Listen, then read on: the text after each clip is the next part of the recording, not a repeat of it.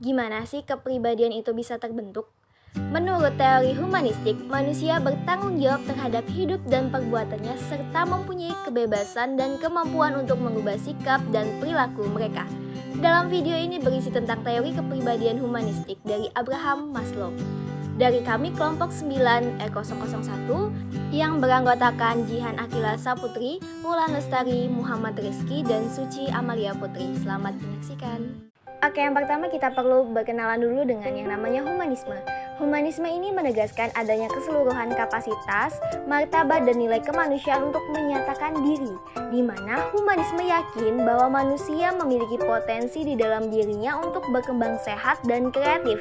Dan jika orang mau menerima bertanggung jawab untuk dirinya sendiri, dia akan menyadari potensinya, mengatasi pengaruh kuat dari pendidikan orang tua, sekolah, dan tekanan sosial lainnya. Nah, yang mana pandangan humanisme dalam kepribadian ini menekankan beberapa hal. Yang pertama itu ada holism.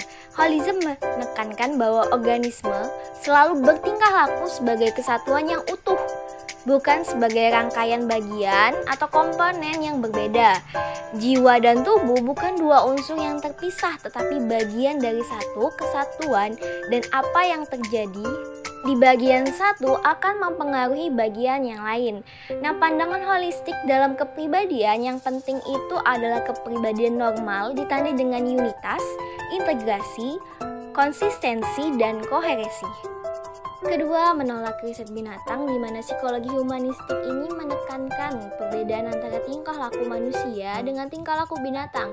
Riset binatang memandang manusia sebagai mesin dan mata rantai refleks conditioning yang mengabaikan karakteristik manusia yang unik seperti idea, nilai-nilai, keberanian, cinta, humor, sampai hasil kerja berpikir lainnya. Yang ketiga, pandangan bahwa manusia pada dasarnya baik, bukan setan. Nah, menurut Maslow, manusia memiliki struktur psikologik yang analog dengan struktur fisik. Mereka memiliki kebutuhan, kemampuan, dan kecenderungan yang sifat dasarnya genetik. Beberapa sifat menjadi ciri umum kemanusiaan, sifat-sifat lainnya menjadi ciri unik individual. Kebutuhan, kemampuan, dan kecenderungan itu secara esensial sesuatu yang baik atau paling tidak sesuatu yang netral. Itu bukan setan.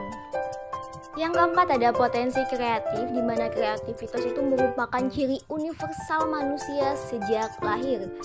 Itu adalah sifat alami, sama seperti biji yang menumbuhkan daun, burung yang terbang, maka manusia itu kreatif. Kreativitas adalah potensi semua orang yang tidak memerlukan bakat dan kemampuan yang khusus.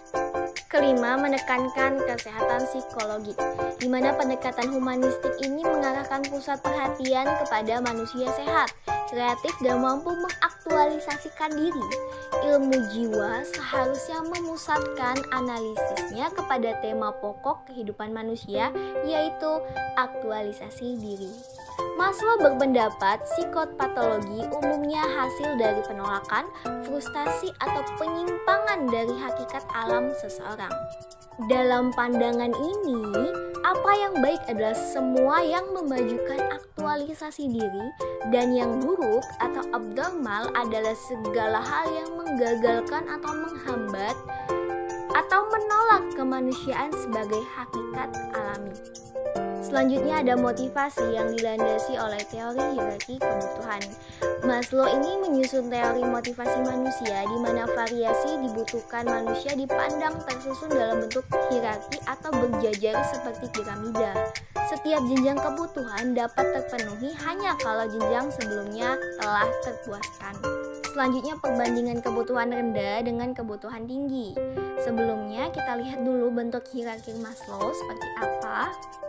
Ini dia bentuk hierarki kebutuhan Maslow, dimulai dari paling bawah yaitu ada physiological, kemudian safety, love, esteem, dan self-actualization. Pada umumnya, kebutuhan yang lebih rendah itu mempunyai kekuatan atau kecenderungan yang lebih besar untuk diprioritaskan. Namun bisa terjadi pengecualian akibat sejarah perkembangan perasaan, minat, dan pola berpikir sejak anak-anak. Orang yang kreatif lebih mementingkan ekspresi bakat khususnya alih-alih memuaskan dorongan sosialnya. Orang memprioritaskan kebutuhan kepuasan self-esteem di atas kebutuhan kasih sayang dan cinta. Atau ada juga orang yang memprioritaskan nilai-nilai tertentu dan mengabaikan kebutuhan fisiologisnya. Baiklah, akan dibahas satu persatu hierarki kebutuhan dari Maslow. Yang pertama itu kebutuhan fisiologis, di mana kebutuhan ini berbentuk seperti makan, minum, kebutuhan glukosa, garam, protein, serta kebutuhan istirahat dan seks, yaitu kebutuhan yang ada pada fisik manusia. Yang kedua, kebutuhan keamanan. Kebutuhan keamanan ini berbentuk seperti stabilitas, proteksi, rasa nyaman, struktur hukum, keteraturan, batas, dan kebebasan dari rasa takut dan cemas. Yang ketiga, ada kebutuhan dimiliki dan dicintai. Dicintai dan diterima adalah jalan menuju perasaan yang sehat dan berharga. Sebaliknya, tanpa cinta akan menimbulkan kesia-siaan, kekosongan, dan kemarahan. Yang keempat, ada kebutuhan harga diri. Ada dua jenis harga diri. Yang pertama, menghargai diri sendiri dan mendapatkan penghargaan dari orang lain.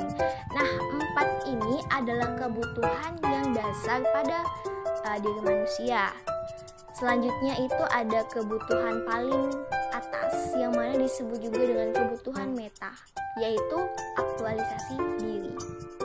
Akhirnya, sesudah semua kebutuhan dasar terpenuhi, muncullah kebutuhan aktualisasi diri.